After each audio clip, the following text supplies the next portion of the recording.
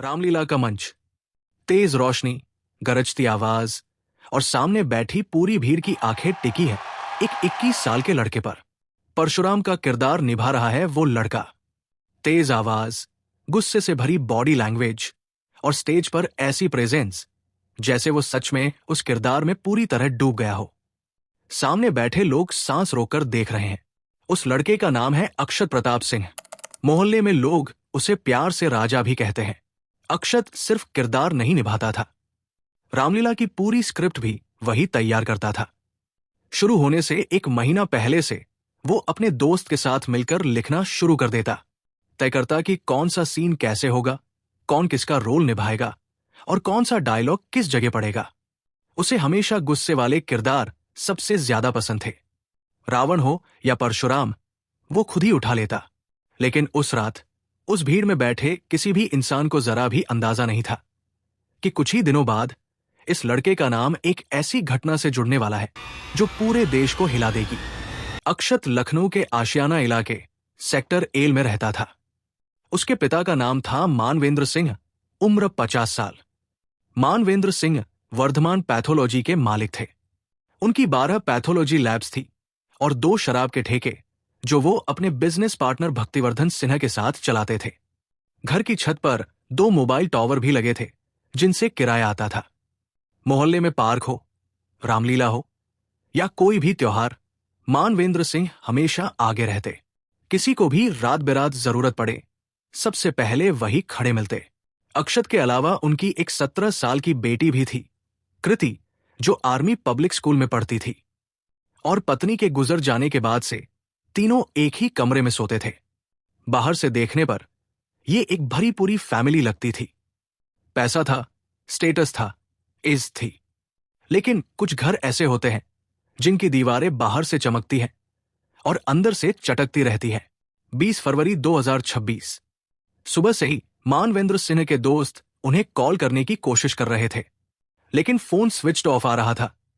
यह बात अपने आप में अजीब थी, क्योंकि मानवेंद्र सिन्हा कभी अपना फोन बंद नहीं रखते थे और अगर किसी वजह से बंद हो भी जाए तो ऑन होते ही सबको कॉल बैक करते थे। दोपहर हुई, फोन अब भी बंद। मानवेंद्र सिन्हा का घर 3 मंजिला था। ग्राउंड फ्लोर खाली रहता था। पहली मंजिल पर अक्षत के चाचा और चाची अपने 2 बच्चों के साथ रहते थे। दूसरी मंजिल किराएदारों को दी हुई थी और तीसरी मंजिल पर मानवेंद्र, अक्षत और कृति। उन दिनों चाचा घर पर नहीं थे, किराएदार भी कुछ दिनों से नहीं थे। घर पर थी सिर्फ चाची अपने 2 बच्चों के साथ पहली मंजिल पर। अक्षत को पता था कि एक भी गलती सब कुछ बर्बाद कर सकती है, इसलिए वो चाची की आवाजाही देखता रहा, उनका रूटीन समझता रहा और जैसे ही मौका मिला उसने तीसरी मंजिल से उस धर को धीरे धीरे नीचे उतारना शुरू किया। बिना किसी आवाज के, बिना किसी आहट के। ग्राउंड फ्लोर पर एक कमरे में एक नीला ड्रम रखा था। उसने उस धर को उस ड्रम में भर दिया, फिर ड्रम को उसी कमरे के अटैच बाथरूम में छुपा दिया। बदबू न फैले इसके लिए वो लगातार परफ्यूम डालता रहा। उस कमरे में भी, ऊपर के कमरे में भी। जिस चादर पर खून लगा था उसे वो अनोरा के जंगल में जाकर जला आया। हत्या में इस्तेमाल हुए सारे औजार अलग अलग जगह फेंक दिए और 22 फरवरी की सुबह उसने उस नीले ड्रम को अपनी गाड़ी में रखा। इरादा था कि इसे दूर जंगल में ले जाकर तारपीन के तेल से जला दे। लेकिन जैसे ही वो घर से निकलने वाला था, शराब के ठेके का अकाउंटेंट वहां पहुंचा। सब कुछ वही रुक गया। वो ड्रम उस दिन ठिकाने नहीं लग पाया। उसी दोपहर मोहल्ले वालों के कहने पर अक्षत आशियाना थाने पहुंचा और अपने पिता की लापता होने की रिपोर्ट दर्ज कराई। पुलिस को उसने वही कहानी बताई। पापा सुबह 6 बजे दिल्ली गए थे, अगले दिन तक वापस आने वाले थे, लेकिन अब तक कोई खबर नहीं। पुलिस ने जांच शुरू की और अक्षत ने अपना नाटक जारी रखा।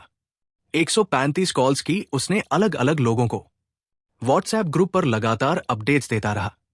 भक्तिवर्धन सिन्हा के साथ मिलकर जगह जगह ढूंढने का नाटक किया। हर किसी की नजर में वो एक परेशान बेटा था जो अपने पिता को खोजने के लिए हाथ पैर मार रहा था। लेकिन जैसे जैसे वक्त बीतता गया, पुलिस के सवाल तीखे होते गए और अक्षत के अंदर की बेचैनी भी। उसे समझ आ रहा था कि वो पकड़ा जा सकता है और इसी बेचैनी में उसने फैमिली लॉयर को कॉल किया। जब वो मिले तो अक्षत ने बताया कि पापा अब इस दुनिया में नहीं है। लेकिन जवाब में जो गड़बड़ी थी, जो घबराहट थी, उसने लॉयर साहब को शक में डाल दिया और दबाव पड़ने पर अक्षत टूट गया। 23 फरवरी 2026 दोपहर को पुलिस की गाड़ी मानवेंद्र सिंह के घर के सामने रुकी और फिर 3 मिनट पर ग्राउंड फ्लोर के बाथरूम में रखे उस नीले ड्रम को खोला गया। इतनी तेज बदबू उठी कि जांच कर रहे अफसर तक को उल्टी हो गई। वो नीला ड्रम जो इस केस की पहचान बन गया। 24 फरवरी को पुलिस अक्षत को घटनास्थल पर ले गई। 33 मिनट तक उसने पूरा सिलसिला बताया। इस दौरान वो लोगों से आंखें चुराता रहा। उसके चेहरे पर कोई पछतावा नहीं था। जब मीडिया ने सवाल पूछे तो धीरे से सिर्फ इतना कहा, सॉरी, मुझसे गलती हो गई, बस इतना। अब सवाल यह था कि आखिर ये नौबत आई क्यों। पुलिस को दिए कबूलनामे में अक्षत ने कहा, पिता उस पर नीट और MBBS का दबाव डालते थे। वो बिजनेस करना चाहता था, मैरिज लॉन, रेस्टोरेंट, लेकिन पिता मानते नहीं थे। लेकिन परिवार के करीबी लोगों ने इस बात को सिरे से नकार दिया। अक्षत के फूफा के भदौरिया ने साफ कहा कि पढ़ाई का कोई दबाव नहीं था। वो घर का इकलौता बेटा था। उसकी हर बात मानी जाती थी। पढ़ाई में मन न लगे तब भी उसे कभी जबरदस्ती नहीं की जाती थी। तो फिर असली बात क्या थी? इसके लिए काफी पीछे जाना होगा। अक्षत जब 11 साल का था और कृति सिर्फ 7 साल की, तब उनकी मां ने खुद अपनी जान ले ली। ये एक ऐसा जख्म था जो कभी पूरी तरह भर नहीं सकता। इसके बाद मां के परिवार ने मानवेंद्र सिंह को उसके लिए जिम्मेदार ठहराया और ये सोच सालों तक नहीं बदली। धीरे धीरे यही बातें बच्चों तक पहुंचने लगी, खासकर अक्षत तक। और एक बच्चे के दिमाग में जब बचपन से ये बैठा दिया जाए कि तुम्हारे पिता गलत हैं, तो वो उनके साथ सम्मान से नहीं, विरोध के साथ बड़ा होता है। हर बात दुश्मनी लगती है, हर सख्ती जुल्म।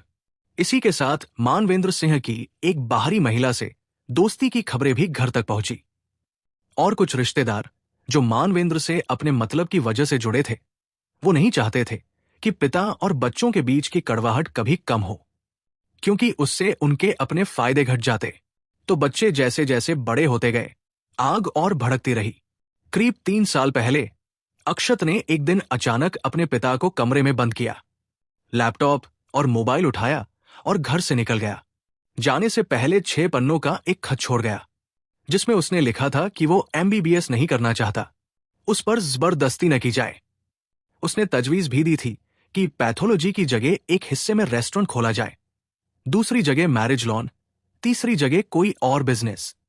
मानवेंद्र सिंह ने उसके और कृति के खातों में 5-5 लाख रुपए ट्रांसफर किए। लेकिन पैसे मिलने के बाद भी अक्षत वापस नहीं आया। कहा कि अब अपना बिजनेस करेगा, ढूंढने की कोशिश न की जाए। परिवार ने उसके दोस्तों से पता किया कि वो कानपुर में है। अक्षत बहुत सतर्क था। जब उसके दोस्त उससे मिलने जा रहे थे तो उसने उन्हें वीडियो कॉल करके गाड़ी के अंदर तक चेक किया कि कोई साथ तो नहीं आ रहा। लेकिन उसे नहीं पता था कि परिवार एक अलग गाड़ी में उनके पीछे आ रहा था।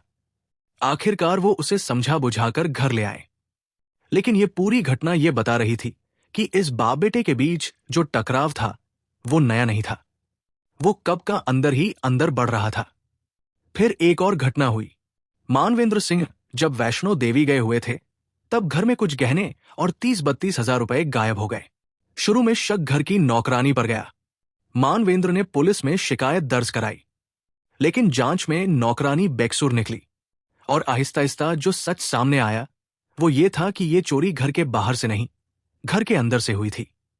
वो सामान घर में ही मिला और ये भी समझ आ गया कि ये अक्षत का काम था। एक पिता के लिए ये सिर्फ चोरी नहीं थी, ये भरोसे का टूटना था। मानवेंद्र ने शिकायत वापस ले ली ताकि बात बाहर न जाए। लेकिन इस घटना के बाद घर का माहौल पूरी तरह बदल गया। उन्होंने पहली बार अक्षत की गतिविधियों पर नजर रखनी शुरू की। अब बात सिर्फ पढ़ाई की नहीं थी, बात थी भरोसे की, कंट्रोल की, अथॉरिटी की। आखिरकार किसी ने अक्षत को कॉल किया। अक्षत ने बताया कि पापा काम के सिलसिले में सुबह सुबह दिल्ली निकल गए हैं और 21 फरवरी की दोपहर तक वापस आ जाएंगे। ये सुनकर सब थोड़ा शांत हुए। काम का मामला है, कल आ जाएंगे। लेकिन 21 फरवरी की दोपहर बीती, शाम हुई, रात हुई, मानवेंद्र सिंह नहीं लौटे। तीनों फोन नंबर लगातार बंद। कोई मैसेज नहीं, कोई खबर नहीं। मोहल्ले में चिंता फैलने लगी। पड़ोसी धर्मेंद्र सिंह ने अक्षत को बुलाकर सीधे पूछा कि आखिर उसके पापा कहाँ हैं। अक्षत ने वही बात दोहराई। पापा ने सुबह 6 बजे जगाकर कहा था कि दिल्ली जा रहा हूं, दोपहर तक वापस आऊंगा, दरवाजा बंद कर लो। लेकिन अब यह जवाब किसी को तसल्ली देने वाला नहीं था। मोहल्ले में एक व्हाट्सएप ग्रुप बनाया गया जिसका नाम रखा गया मानवेंद्र मिसिंग ग्रुप। उसमें मोहल्ले वाले, करीबी दोस्त, रिश्तेदार सभी को जोड़ा गया।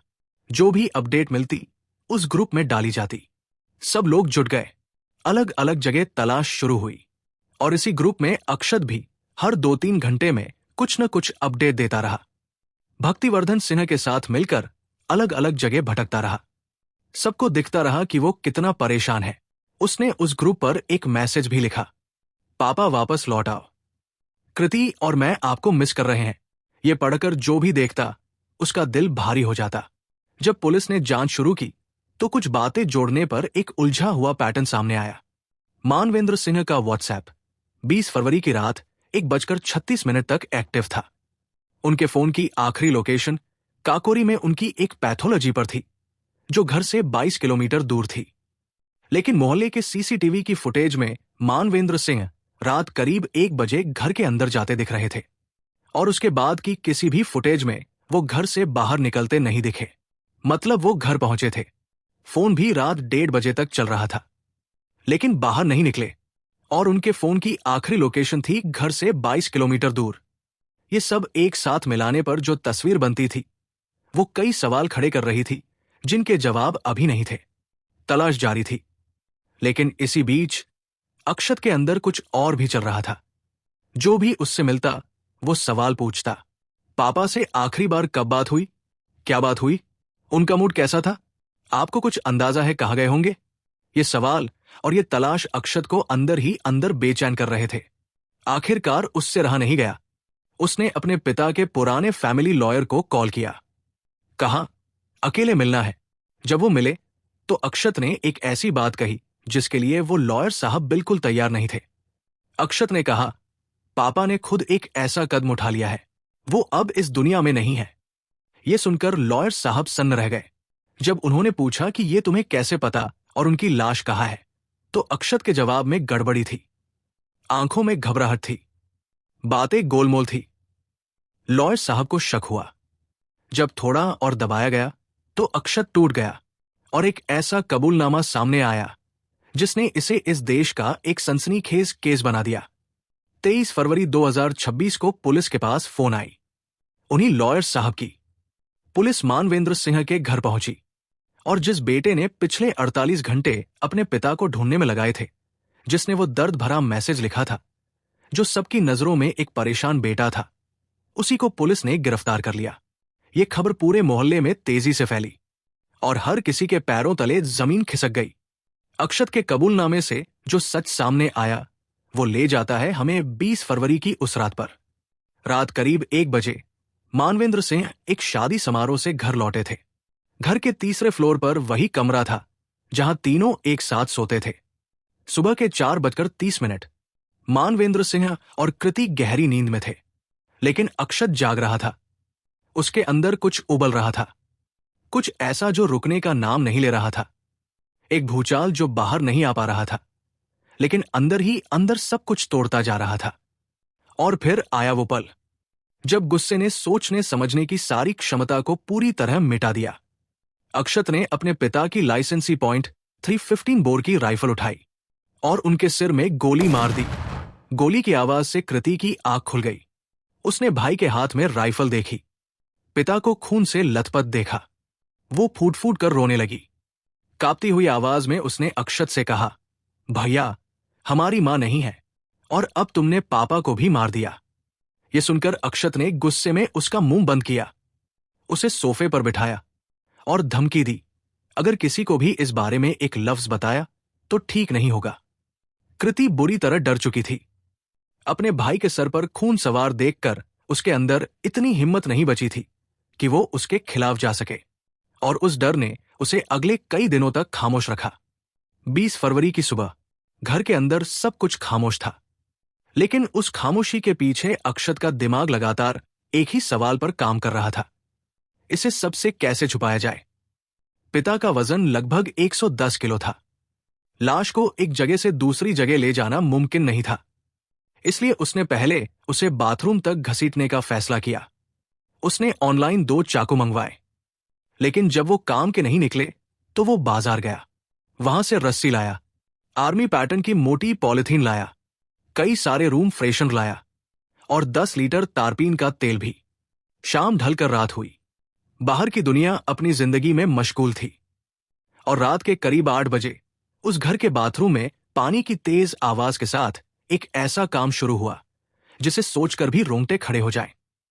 खून के निशान जम न जाएं, इसलिए पानी लगातार चलाते हुए अक्षत ने अपने ही पिता के शरीर के टुकड़े करने शुरू किए। सबसे पहले दोनों हाथ, फिर दोनों पैर। एक एक हिस्से को पॉलिथीन में बंद किया, जैसे वो कोई इंसान नहीं, कोई चीज हो। इसके बाद उसने पुलिस को भटकाने के लिए एक और कदम उठाया। वो उसी रात अपनी गाड़ी लेकर 22 किलोमीटर दूर काकोरी गया। वहां अपने पिता का फोन ऑन किया और उसे वही फेंक आया, ताकि जब जांच हो तो आखिरी लोकेशन घर नहीं, काकोरी दिखे। ये एक सोची समझी चाल थी, जो ये बताती थी कि वो उस वक्त हर कदम बहुत ठंडे दिमाग से उठा रहा था। इसके बाद रात के अंधेरे में वो अलग अलग जगहों पर गया। नादरगंज के पास एक नहर के किनारे झाड़ियों में हाथ और पैर फेंके, सिर को पॉलिथीन में लपेटकर वहां से 21 किलोमीटर दूर जाकर फेंका। घर लौटकर अपनी गाड़ी की बारीकी से सफाई की, खून का एक एक कतरा मिटाया। और फिर आया अगला दिन, 21 फरवरी। अक्षत बाजार गया और पनीर ले आया। चाची से उसकी सब्जी बनवाई और उसी कमरे में बैठकर बिल्कुल सामान्य तरीके से खाना खाया। उसी कमरे में जहां एक रात पहले खून बहा था। उसी दिन उसने राइफल को गद्दे के नीचे छुपा दिया और पिता के धड़ को, जिसे वो पूरी तरह ठिकाने नहीं लगा पाया था, उसे उसने पॉलिथीन में लपेटकर कंबल में बांध दिया। और फिर आया 19 फरवरी। वारदात से एक दिन पहले शराब के ठेकों के नवीनीकरण की वजह से घर में करीब 50 लाख रुपए रखे थे। जब मानवेंद्र ने पैसे गिने तो कुछ रकम कम निकली। शक सीधे अक्षत पर गया। दोनों के बीच उस दिन तीखी बहस हुई। बात हाथापाई तक पहुंची और गुस्से में मानवेंद्र ने अक्षत को थप्पड़ मारा, यहां तक कि उन्होंने अपनी राइफल भी उस पर तान दी। फिर गुस्से में घर से निकल गए। रात को जब लौटे तो ऊपर से सब कुछ शांत था, लेकिन अक्षत के अंदर कुछ जम चुका था। वो थप्पड़, वो बेइज्जती, वो शक, बचपन से मन में बैठाई गई वो सारी नकारात्मक बातें, सब कुछ एक साथ। और रात के अंधेरे में सुबह के 4:02 पर उसने एक ऐसा फैसला लिया जिसे वापस नहीं किया जा सकता था। इस पूरी कहानी में एक चेहरा और है, 17 साल की कृति, जिसने उस रात सब कुछ अपनी आंखों से देखा, जो उसके बाद डर के साए में 20 और 21 फरवरी को अपने 11वीं के एग्जाम देने स्कूल गई।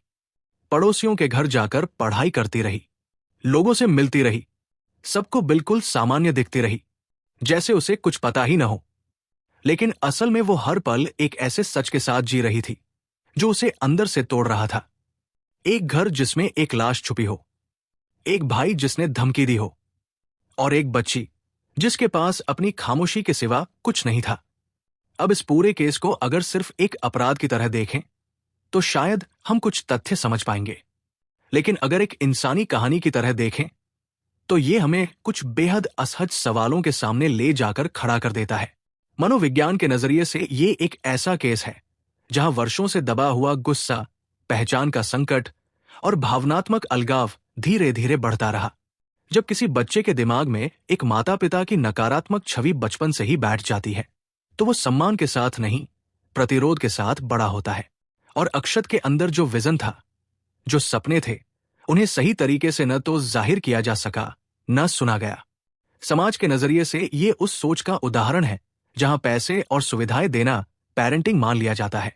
भावनात्मक समझ, खुली बातचीत और बच्चे की अलग पहचान को स्वीकार करना, ये सब उतना ही जरूरी है। यहां दोनों तरफ से एक गहरी दूरी थी। पिता अपने हिसाब से सही कर रहे थे, बेटा अपनी दिशा ढूंढ रहा था, लेकिन दोनों के बीच कोई पुल नहीं था। घर से भागना, चोरी करना, आक्रामक बर्ताव, ये सब संकेत थे जिन्हें सिर्फ काबू किया गया, समझा नहीं गया। लेकिन इस कहानी का एक और पहलू है जो अक्सर नजरअंदाज हो जाता है। वो लोग जो सीधे इस अपराध में शामिल नहीं थे, लेकिन जिन्होंने सालों तक रिश्तों में जहर घोला। मां की मौत के बाद जिन्होंने मानवेंद्र सिंह को दोषी ठहराया और ये नैरेटिव बच्चों तक पहुंचाते रहे, जो नहीं चाहते थे कि पिता और बच्चों के बीच की कड़वाहट कभी कम हो, क्योंकि इससे उनके अपने फायदे घट जाते। ये सीधा जहर नहीं था, ये धीमा था, बहुत धीमा। कई बार लोग ये सब अपनी ईगो के लिए करते हैं, अपने फायदे के लिए, बिना ये सोचे कि वो एक कमजोर और टूटे हुए जहन में क्या भर रहे हैं। और यहां यह समझना जरूरी है कि किसी के प्रभाव में आना एक हद तक समझ में आता है, लेकिन उस प्रभाव को सच मानकर एक इंतहाई कदम उठाना, ये अपनी जिम्मेदारी है। हर बात जो आप सुनते हैं वो सच नहीं होती, और हर इंसान जो आपको किसी अपने के खिलाफ भड़का रहा है वो जरूरी नहीं कि आपका भला चाहता हो, खासकर जब बात परिवार की हो। अगर आपके और आपके माता पिता, भाई बहन या जीवन साथी के बीच कोई मसला है तो उसे किसी तीसरे के जरिए नहीं, सीधे बात करके सुलझाइए। क्योंकि कई बार जो लोग बीच में आग लगाते हैं वो खुद उस आग में कभी नहीं जलते, लेकिन पूरा घर जलाकर राख कर देते हैं। ये केस हमें ये सिखाता है कि हर अपराध एक पल में नहीं होता, वो सालों तक पलते हुए जज्बातों का नतीजा होता है। इसलिए अगर आपके आसपास कोई बदलता नजर आए, अगर कोई अंदर से कहीं टूटता दिखे, तो उसे नजरअंदाज मत कीजिए। बात कीजिए, समझिए, और अगर जरूरत हो तो मदद लीजिए। क्योंकि भावनाएं जब बहुत तीव्र हो जाएं, तो मदद लेना कमजोरी नहीं होती। ये कहानी यही खत्म होती है, लेकिन इसके सवाल खत्म नहीं होते। एक पिता जो अपने बच्चों के लिए जीता रहा, एक बेटा जिसके अंदर सालों से कुछ टूटता रहा, एक बेटी जो उस रात के बाद कभी वही नहीं रही जो पहले थी, और एक घर जो बाहर से हमेशा सामान्य दिखता रहा। कभी कभी सोचता हूं कि अगर किसी एक मोड़ पर एक सही बातचीत हो जाती तो शायद ये कहानी कुछ और होती, शायद। लेकिन जो हुआ वो हो गया, और यही इस काम को करने की सबसे बड़ी वजह है, ताकि आप इन कहानियों को सुने, सोचे, और अपनी जिंदगी में, अपने घर में कहीं कोई ऐसा संकेत दिखे तो उसे नजरअंदाज ना करें। अगर ये एपिसोड आपको कुछ सोचने पर मजबूर कर गया तो एक छोटा सा काम कीजिए, इसे एक ऐसे इंसान के साथ शेयर कीजिए जिसे आप इन कहानियों से कुछ सीखते हुए देखना चाहते हैं। बस एक शेयर। और अगर आप नए हैं इस चैनल पर तो सब्सक्राइब जरूर करें। हर केस को हम यहां पूरी रिसर्च, पूरी सच्चाई और पूरे सम्मान के साथ लाते हैं। कोई जल्दबाजी नहीं, कोई अधूरे फैक्ट्स नहीं, बस वो सच जो आप तक पहुंचना चाहिए। लाइक करें, शेयर करें, और बेल आइकन दबाना न भूलें।